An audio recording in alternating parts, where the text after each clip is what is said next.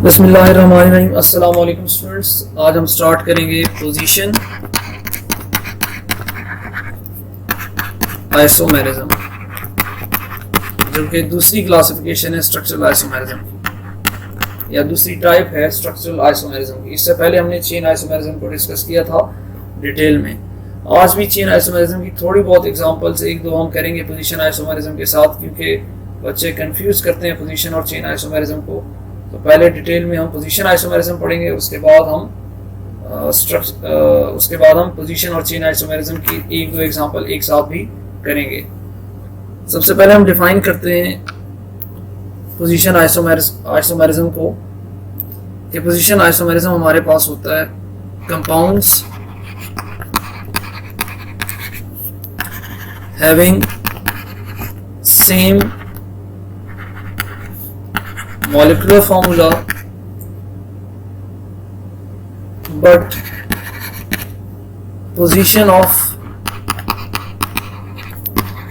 substituent, इसको मैं सब को जो लिख रहा हूँ ये सब्स्टिट्यूएंट है, इसका मतलब डबल बॉन्ड लिख रहा हूँ, इसका मतलब मल्टीपल बॉन्ड्स हैं। और position of substituent, double bond and functional group changes. साथ में ये भी लिख दीजिए कि carbon parent chain length will remain same. और एक छोटा सा पॉइंट और भी लिख लेते हैं ताकि और ज़्यादा क्लेरिफाई हो जाए इसकी पोजीशन आइसोमेरिज्म की डेफिनेशन, कि nature of substituent and functional group remain same. मतलब पोजीशन आइसोमर्स वो आइसोमर्स हैं, वो स्ट्रक्चरल आइसोमर हैं जिसमें आपके पास मॉलिक्यूलर फॉर्मूला सेम होता है, आपके पास नेचर ऑफ सब्स्टिट्यूएंट और फंक्शनल ग्रुप भी सेम रहते हैं उन दो डिफरेंट कंपाउंड्स में, या जिन कंपाउंड्स को आप रिलेट कर रहे हैं जो एक दूसरे के आइसोमर हैं। सब्स्टिट्यूएंट और फंक्शनल ग्रुप अपनी नेचर चेंज नहीं करता, लेकिन सब्स्टिट्यूएंट, डबल बॉन्ड और फंक्शनल ग्रुप अपनी पोजीशनिंग चेंज कर रहे होते हैं। उसके बेसिस पे हम इनको पोजीशन आइसोमर्स कहते हैं। सिंपल एक एग्जांपल के साथ हम इसको सॉल्व करते हैं। और एक और पॉइंट भी आप लिख लीजिए कि पोजीशन आइसोमर्स को हम रीजियो आइसोमर्स भी कहते हैं, रीजियो आइसोमर्स भी कहते हैं। ये इसका दूसरा नाम है, रीजियो आइसोमर्स। जिस तरह चेन आइसोमर्स का नाम था स्केलेटल आइसोमर्स। तो एक सिंपल एग्जांपल के साथ के हमारे पास सपोज कार्बन की लेंथ है 3 की और एक क्लोरीन अटैच है इसके साथ, और फिर भी अगले एग्जांपल में भी आपके पास कार्बन की लेंथ 3 की है लेकिन क्लोरीन अब अटैच है आपके पास सेकंड पोजीशन पे। तो कार्बन की चेन की लेंथ चेंज नहीं हुई, चेन की लेंथ 3 कार्बन की रही, चेन की लेंथ नेक्स्ट एग्जांपल में भी 3 कार्बन की रही, लेकिन जो सब्स्टिट्यूएंट है उसने अपना नेचर भी चेंज नहीं किया, क्लोरीन ही सब्स्टिट्यूएंट है, लेकिन पोजीशन चेंज कर गया। पहले आपके पास 1 पोजीशन पे क्लोरीन था, 1 2 3 अगर आप कार्बन करें, लेकिन आपके पास सेकंड एग्जांपल में जो आपके पास है वो आपके पास है 1 2 और 3। तो सेकंड पोजीशन पे आपके पास क्लोरीन मौजूद है। इसका मतलब क्लोरीन ने अपनी पोजीशनिंग चेंज कर दी। तो 1 और 2 आपस में क्या होंगे, 1 और 2 जो है आपस में पोजीशन आइसोमर्स हैं। तो यहाँ मैं लिख दूंगा 1 and 2 और पोजीशन आइसोमर्स। हम नेक्स्ट एग्जांपल सॉल्व करते हैं जिसमें हमारे पास हाइड्रोक्सिल ग्रुप हो या डबल बॉन्ड हो या कोई और सब्स्टिट्यूएंट अटैच हो या कोई फंक्शनल ग्रुप हो जो अपनी पोजीशन चेंज कर रहा हो और पेरेंट की लेंथ की चेंज ना आ रही हो और हम पोजीशन आइसोमर्स उसे कह रहे हैं।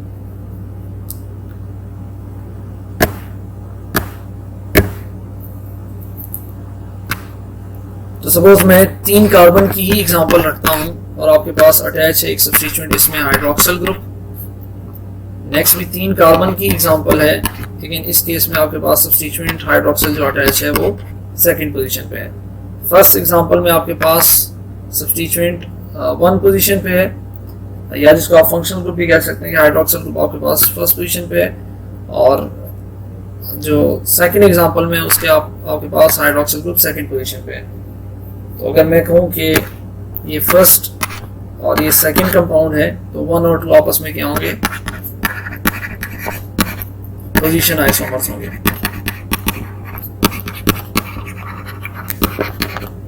इसी तरह अगर मैं नेक्स्ट एग्जांपल दूं और वो डबल बॉन्ड से रिलेटेड दूं, सपोज कि C bond C double bond C आपके पास ब्यूटीन है एक आपके पास और एक 1 ब्यूटीन है आपके पास। अगर आप इसकी नंबरिंग करें तो डबल बॉन्ड आपके पास फर्स्ट पोजीशन पे आ रहा है 1 2 3 और ये 4 पे। और अगर आप इसी तरह का ब्यूटीन ही बनाए लेकिन डबल बॉन्ड आपने सेकंड पोजीशन पे कर दी हो और आप इसकी नंबरिंग करें तो आपके पास डबल बॉन्ड आ रहा है सेकंड पोजीशन पे 1 2 3 4। आप कहीं से भी नंबरिंग कर सकते थे, लेफ्ट और राइट दोनों से, लेकिन डबल बॉन्ड आपके पास सेकंड पोजीशन पे ही आएगा। कार्बन की लेंथ, जो चेन की लेंथ है वो चेंज नहीं हुई, डबल बॉन्ड ने अपनी पोजीशनिंग चेंज की है, तो ये आपस में क्या है, पोजीशन आइसोमर्स हैं ये दोनों भी।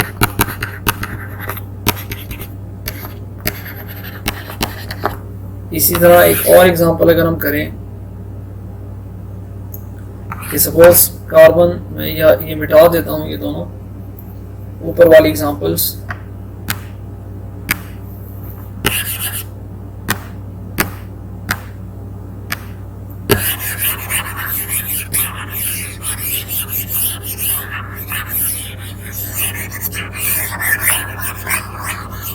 और ऊपर वाली एग्जांपल्स मिटा दी मैंने। अब सपोज मैं कहता हूं कि 3 ही कार्बन है आपके पास, लेकिन तीनों कार्बन पे आपके पास ब्रोमीन अटैच है,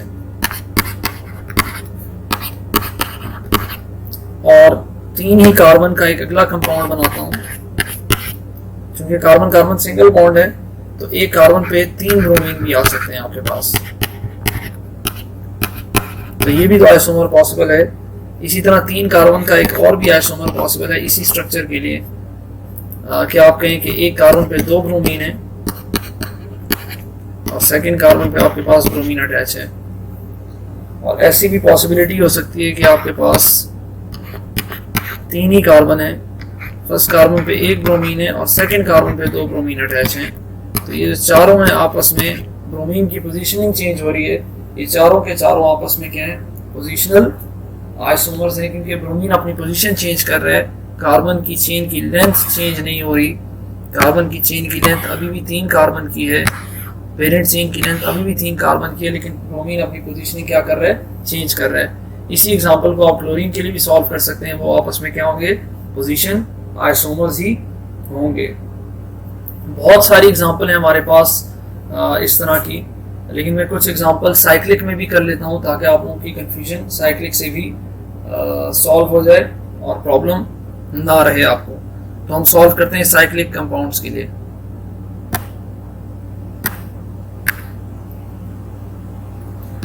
तो साइक्लिक कंपाउंड में पोजीशन आइसोमेरिज्म कैसे होगी, सपोज मैं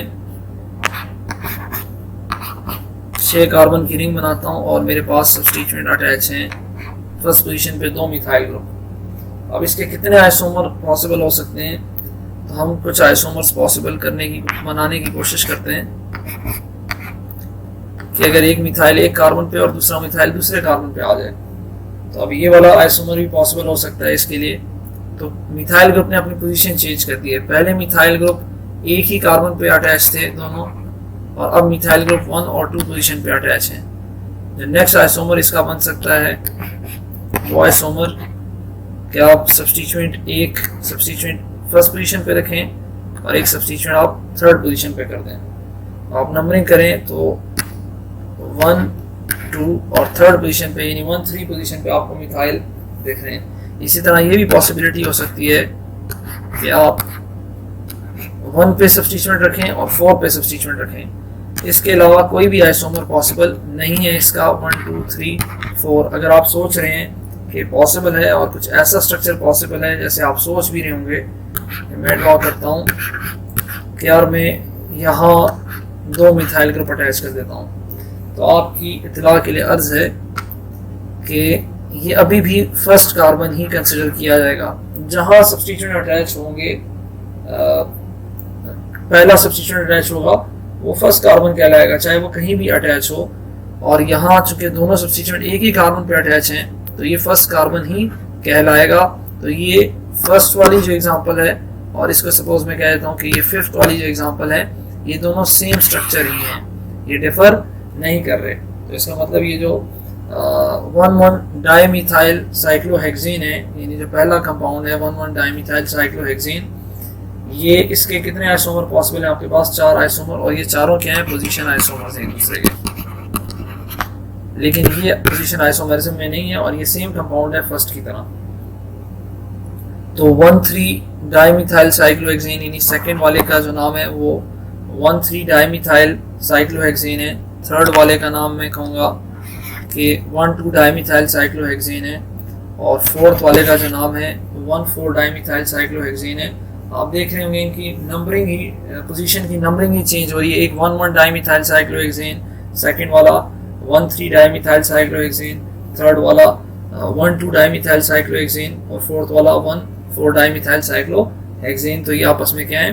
पोजीशन आइसोमर है। और पोजीशन आइसोमर इस सेंस में भी है कि इनकी पेरेंट चेन की लेंथ अगर आप देखें तो पेरेंट चेन ये रिंग है, इसमें 6 कार्बन है, इसमें भी 6 कार्बन है, इसमें भी 6 कार्बन है अंदर, और 6 कार्बन है। पेरेंट चेन ने अपनी लेंथ चेंज नहीं की, बल्कि सब्स्टिट्यूएंट ने अपना क्या किया है? पोजीशनिंग चेंज की है। और इवन सब्स्टिट्यूएंट ने भी अपनी लेंथ चेंज नहीं की, क्योंकि सब्स्टिट्यूएंट अपनी लेंथ चेंज करता तो मैंने आपको चेन आइसोमेरिज्म में बताया था कि वो फिर क्या बनता? चेन आइसोमर बनता। जैसे मैं यहाँ एक एग्जांपल सॉल्व करता हूँ और मैं कहूँगा कि ये चेन आइसोमर होगा इन सब का, कि अगर मैं 2 कार्बन बनाता और एक ही सब्स्टिट्यूएंट होता लेकिन 2 कार्बन का सब्स्टिट्यूएंट होता, तो फिर ये जो फिफ्थ वाला, इसको 6 कह देता हूँ कि ये 6 कंपाउंड मैंने बनाया है, ये 1, 2, 3 और 4 का क्या है? चेन आइसोमर है। और क्यों चेन आइसोमर है? मैंने आपको पिछली वीडियो में कहा था कि अगर सब्स्टिट्यूएंट की लेंथ में भी चेंज आ जाता है तो वो क्या कहलाता है? वो भी फिर नेक्स्ट के लिए क्या कहलाएगा? चेन आइसोमर कहलाएगा। क्योंकि फोर्थ की एग्जांपल में आप देखें तो आपके पास एक कार्बन यहाँ एज अ सब्स्टिट्यूएंट है और एक कार्बन यहाँ एज अ सब्स्टिट्यूएंट है, तो एक कार्बन है। और सिक्स्थ एग्जांपल में आप देख रहे हैं कि आपके पास क्या है? जो सिक्स्थ एग्जांपल है उसमें आपके पास 2 कार्बन का सब्स्टिट्यूएंट है, तो वो सब्स्टिट्यूएंट में चेंज कर रहा है। तो सब्स्टिट्यूएंट की चेन में भी अगर चेंज आ रहा होगा तो वो क्या कहलाएगा? चेन आइसोमर कहलाएगा। और पेरेंट की चेन में भी अगर चेंज आ रहा होगा तो वो भी क्या कहलाएगा? चेन आइसोमर कहलाएगा। तो ये जो है ये आपको कंफ्यूज करेगा हमेशा पोजीशन और चेन आइसोमर में। तो इस एग्जांपल को ज़रूर याद रखिएगा जब आप रिलेट कर रहे हो इसको, यानी किसी भी सब्स्टिट्यूएंट की चेन में जब डिफरेंस आ रहा होता है और आप वहाँ प्रॉब्लम क्रिएट हो रहा होता है कि ये चेन आइसोमर है या पोजीशन आइसोमर है, तो याद रखिएगा कि वो चेन आइसोमेरिज्म है। हम सॉल्व करते हैं पोजीशन आइसोमेरिज्म की कुछ एग्जांपल और जो रिंग में हो। तो रिंग में अगर सपोज आपके पास बेंजीन का स्ट्रक्चर है और बेंजीन के कार्बन के पास एक ही सब्स्टिट्यूएंट अटैच हो सकता है, क्योंकि ऑलरेडी वो डबल बॉन्डेड होते हैं, तो आप साइड पे एक ही सब्स्टिट्यूएंट अटैच कर सकते हैं। जैसे ये क्लोरीन हुआ और सपोज मैं यहाँ ब्रोमीन अटैच कर देता हूँ, तो ये हमारे पास क्या हुआ? हम नंबरिंग अगर करें इसकी तो हम कह सकते हैं कि ये 1 ब्रोमो, ब्रोमीन को पहले नंबर किया जाता है, क्लोरीन को क्योंकि अल्फ़ाबेटिक लिखेंगे 1 ब्रोमो, और फिर 2 क्लोरो बेंजीन कहेंगे इसे हम। अब हमारा नंबरिंग के साथ यहाँ ताल्लुक नहीं है, ना ही नेमिंग के साथ है। हमारा यहाँ चूंकि आइसोमेरिज्म के साथ ताल्लुक है, तो पहले ब्रोमीन फर्स्ट पोजीशन पे था, नेक्स्ट में भी फर्स्ट पोजीशन पे ही होगा ब्रोमीन, और सपोज मैं ब्रोमीन यहीं रखता हूँ, लेकिन अब नेक्स्ट एग्जांपल में मैं क्लोरीन को थर्ड पोजीशन पे ले जाता हूँ। तो अगर आप अब नंबरिंग करेंगे तो ब्रोमीन तो फर्स्ट पोजीशन पे ही है, सेकंड और थर्ड पे आपको क्लोरीन मिल रहा है। तो क्लोरीन ने अपनी पोजीशन चेंज कर ली है, तो ये दोनों भी एक दूसरे के क्या हैं? अगर मैं इसको कहूँ कि ये फर्स्ट कंपाउंड है और ये सेकंड कंपाउंड है, तो फर्स्ट और सेकंड भी आपस में क्या है? पोजीशन आइसोमर है। इसी तरह इसका थर्ड आइसोमर भी पॉसिबल हो सकता है कि ब्रोमीन तो वही अपनी पोजीशन पे रहे और हमारा क्लोरीन कहाँ चला जाए? फोर्थ पोजीशन पे चला जाए। तो अब आप नंबरिंग करेंगे इसकी, तो 1, 2, 3 और 4, तो फोर्थ पोजीशन पे क्लोरीन आ गया। आप सोच रहे होंगे सॉरी बेंजीन को यहाँ रिंग भी आपका होना चाहिए, वरना ये तो साइक्लोहेक्सेन हो जाएगा। तो आपको बेंजीन को शो कराने के लिए सेंटर में सर्कल भी शो कराना है। आप सोच रहे होंगे कि इसके तो बहुत सारे आइसोमर्स पॉसिबल होंगे, ये ब्रोमीन यहाँ हो जाए और क्लोरीन यहाँ आ जाए तो ये भी आइसोमर होगा। तो आप लोगों के लिए कि जो सेकंड एग्जांपल है और फोर्थ एग्जांपल है बिल्कुल सेम ही है। कैसे, मैं नंबरिंग करता हूँ और आपको समझाता हूँ। 1, 2 और 3, तो थर्ड पे क्लोरीन है, सेकंड में भी थर्ड पे क्लोरीन है और यहाँ भी फोर्थ में भी थर्ड पे क्लोरीन है, तो ये सेम ही कंपाउंड है, ये कोई आइसोमर नहीं है। तो इसके कोई और आइसोमर्स पॉसिबल भी नहीं है, यही तीन आइसोमर्स होंगे, 1, 2 पोजीशन पे, 1, 3 पोजीशन पे और 1, 4 पोजीशन पे। इसके अलावा कोई भी आइसोमर पॉसिबल नहीं है। ये तो 2 सब्स्टिट्यूएंट थे। अगर बेंजीन पे 3 सब्स्टिट्यूएंट अटैच हो तो फिर क्या होगा हमारे पास?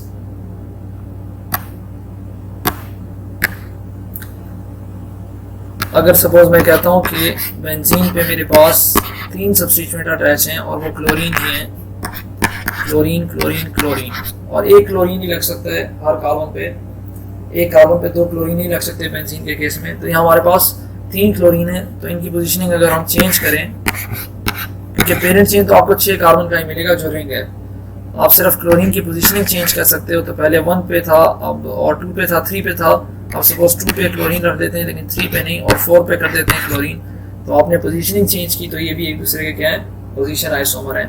और ये भी पॉसिबिलिटी हो सकती है कि आप क्या करो, 1 पे क्लोरीन रखो, 3 पे क्लोरीन रखो और आप सपोज 5 पे क्लोरीन रखो, तो 1, 3, 5 पे भी क्या कर सकते हैं, हमारे पास पोजीशन आइसोमेरिज्म शो हो सकता है।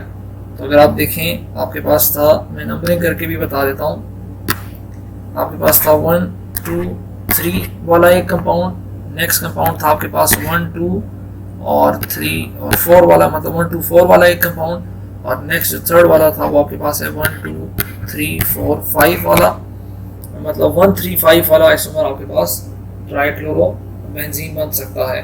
तो ये भी क्या है, हमारे पास पोजीशन आइसोमेरिज्म है, जिसमें मैं क्लोरीन की पोजीशनिंग चेंज कर रहा हूँ। इसी तरह आपके पास साइक्लिक में बेंजीन को हटा के कोई और साइक्लिक कंपाउंड बना के उसका आइसोमर पोजीशन आइसोमर बनाते हैं।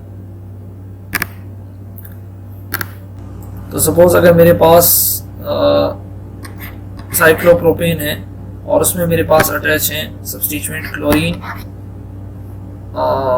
एक ही सपोज 2 क्लोरीन अटैच हैं, तो ये वाला भी पॉसिबल है। और इसका एक और आइसोमर भी पॉसिबल हो सकता है कि आपके पास एक ही कार्बन पे दोनों क्लोरीन अटैच हो, क्योंकि इसमें कोई डबल बॉन्ड नहीं है और कोई रिंग और नहीं है। यानी इस तरह बेंजीन के केस में डबल बॉन्ड थे और रेजोनेंस शो कर रहे थे, तो बीच में हम सर्कल ड्रॉ कर लेते थे, तो यहाँ एक कार्बन पे 2 क्लोरीन आ सकते हैं। तो ये दोनों भी एक दूसरे के क्या है, पोजीशन आइसोमर है, क्योंकि एक 1,1 डाइक्लोरोप्रोपेन साइक्लोप्रोपेन है और एक 1,2 डाइक्लोरो साइक्लोप्रोपेन है, तो ये एक दूसरे के क्या है, पोजीशन आइसोमर्स ही हैं।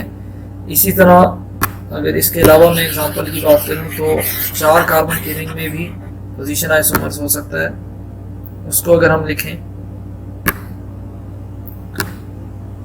तो 4 कार्बन के पोजीशन आइसोमर्स हमारे पास, सपोज 4 कार्बन का रिंग है और यहाँ मैं ब्रोमीन अटैच कर देता हूँ, यहाँ ब्रोमीन अटैच कर देता हूँ, तो इसके केस में कितने आइसोमर्स पॉसिबल होंगे? तो ये फर्स्ट एग्जांपल अगर मैं कहूँ।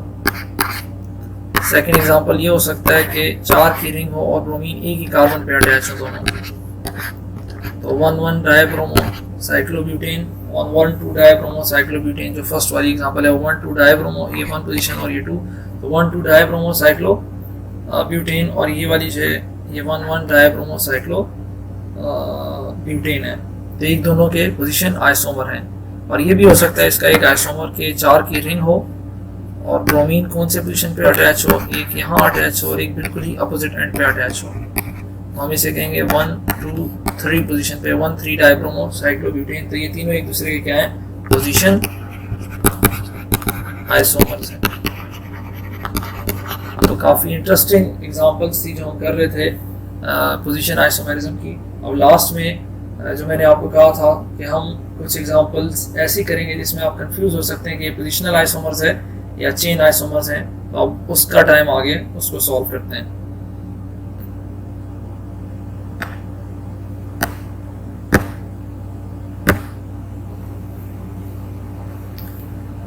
जैसे कि सपोज मैं एक एग्जांपल आपके सामने रखता हूं कि आपने बताना है,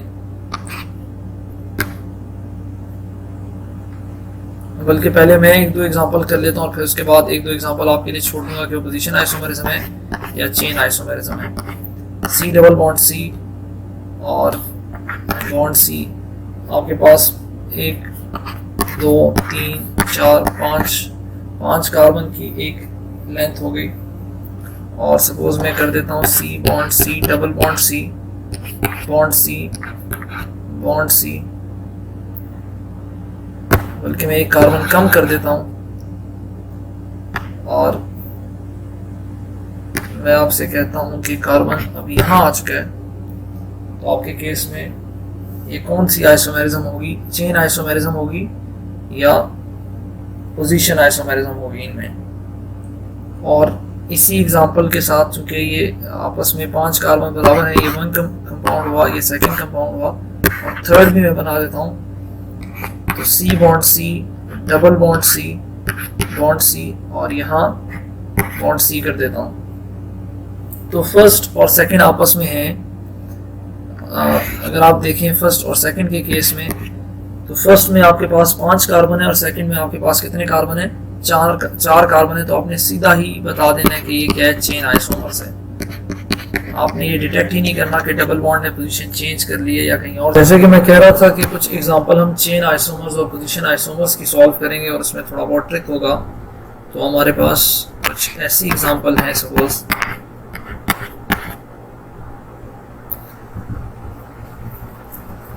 कि आपके पास 4 कार्बन की लेंथ हो जाए और डबल बॉन्ड हो जाए और आपके पास 3 कार्बन की लेंथ हो जाए और डबल बॉन्ड और एक मिथाइल ग्रुप अटैच हो जाए। तो इस केस में तो आप आसानी से जज कर लेंगे कि चेन जो है हमारे पास 4 कार्बन की है और चेन हमारे पास क्या है, 3 कार्बन की है। इसका मतलब चेन में डिफरेंस आया है, तो ये आपके पास क्या होगा, चेन आइसोमर्स। तो ये दोनों एक दूसरे के क्या हैं, चेन आइसोमर्स। नेक्स्ट एग्जांपल अगर हम सॉल्व करें, और नेक्स्ट एग्जांपल में हम ये कर दें कि हमारे पास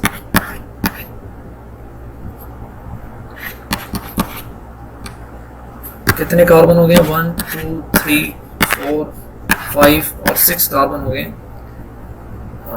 6 कार्बन हो गए। और सपोज मैं कहता हूं कि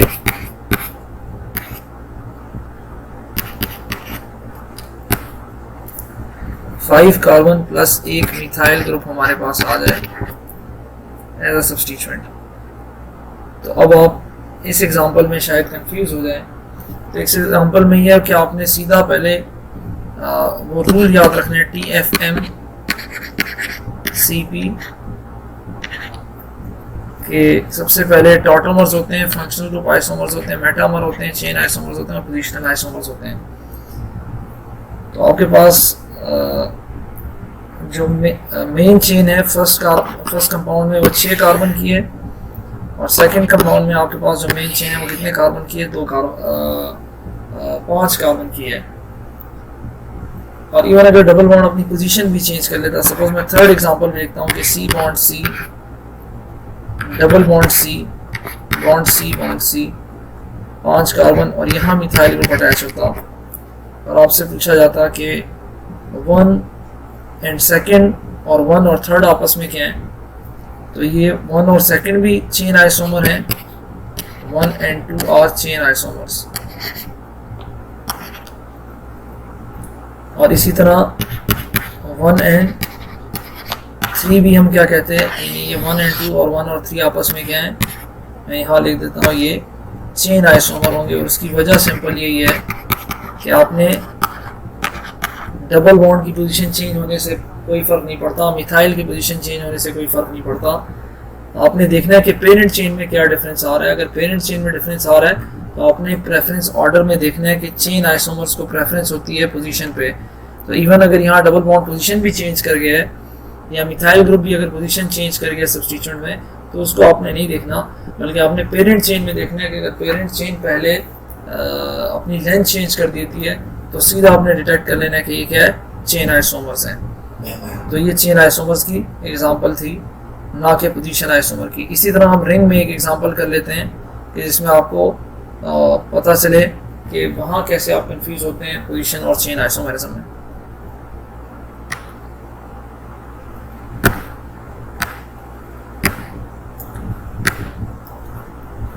तो अगर सपोज रिंग में मैं कहूँ कि मेरे पास 6 कार्बन की रिंग है और आपके पास सॉरी 6 कार्बन की नहीं, इसको 4 कार्बन की कर देते हैं जो आसानी से सॉल्व भी हो सकता हो।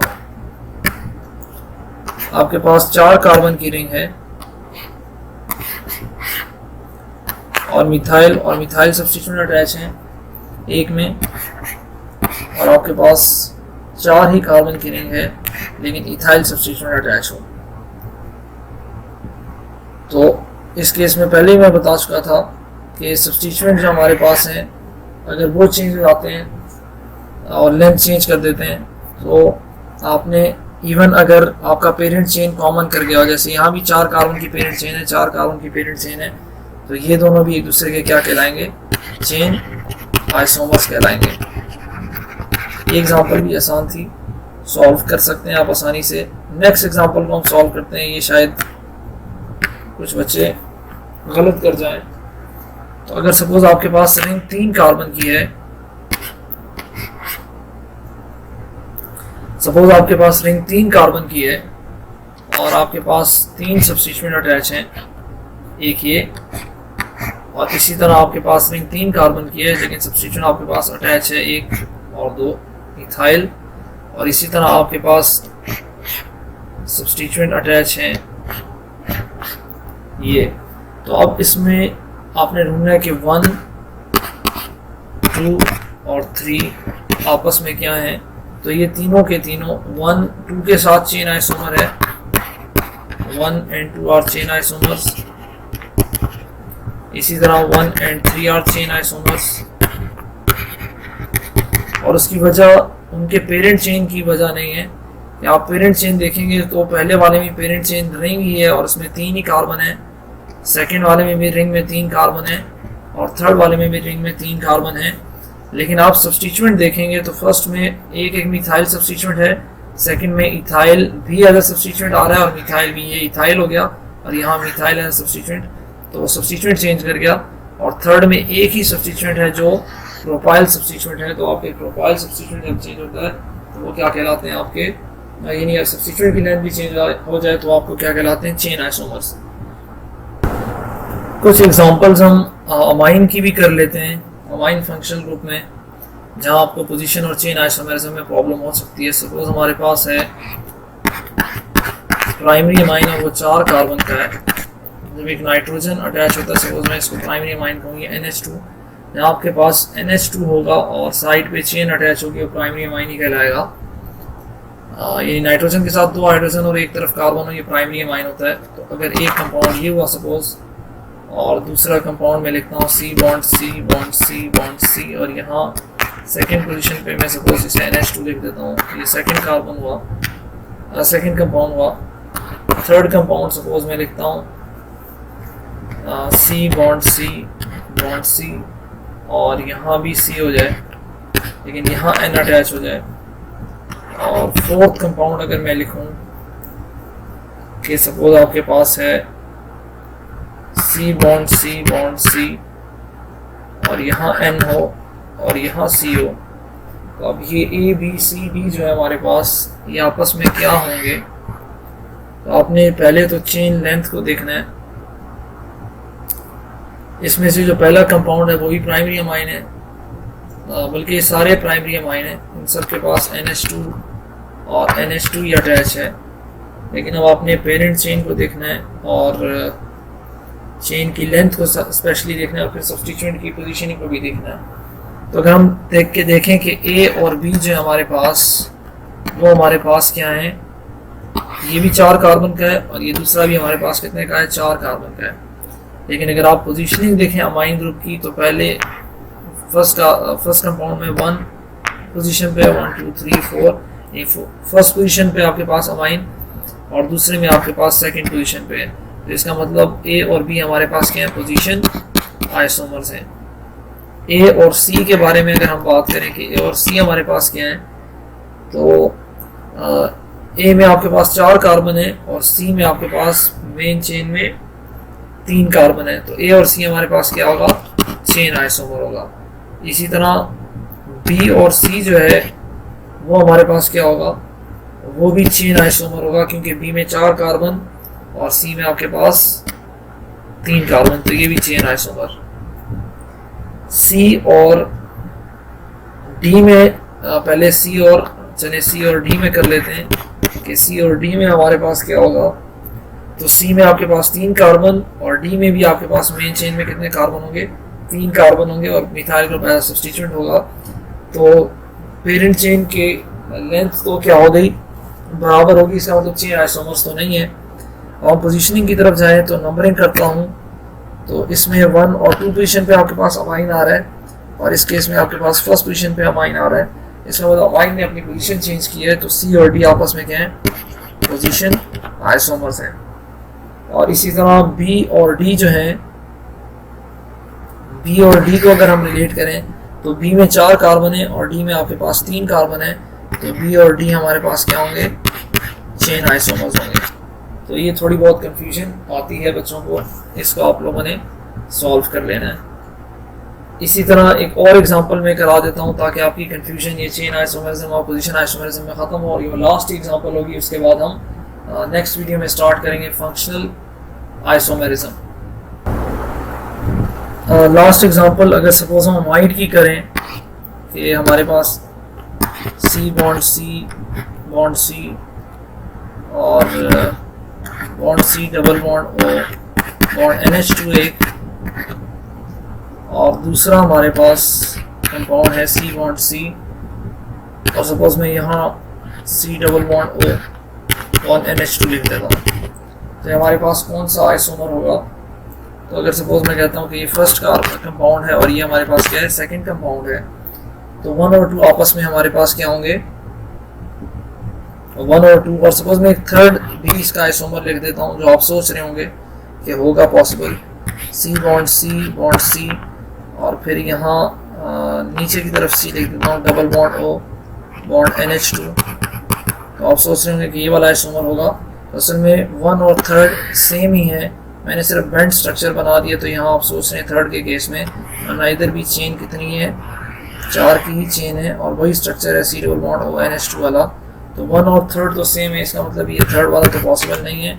लेकिन 1 और 2 आपस में क्या है, फर्स्ट में आपके पास 4 कार्बन है और सेकंड में आपके पास कितने, सॉरी ये वाला नहीं होगा, बल्कि आप यहाँ से ये चेन कंसिडर करेंगे। तो आपके पास यहाँ 3 की चेन है पेरेंट चेन, और यहाँ आपके पास 4 की पेरेंट चेन है। 1 2 3 4 नंबरिंग करेंगे और यहाँ से आप अपना नंबरिंग करेंगे जब, तो 1 2 और 3, और ये 2 पोजीशन पे मिथाइल है। तो इसका मतलब 1 और 2 हमारे पास क्या है, चेन आइसोमर्स हैं।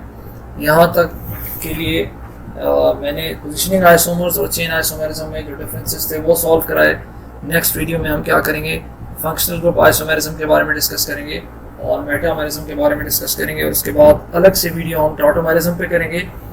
और जो लास्ट वीडियो होगी हमारे पास आइसोमरिज्म की वो होगी स्टीरियो आइसोमरिज्म में, जो सबसे कम्प्लेक्स टॉपिक है। तब तक के लिए अल्लाह हाफिज़।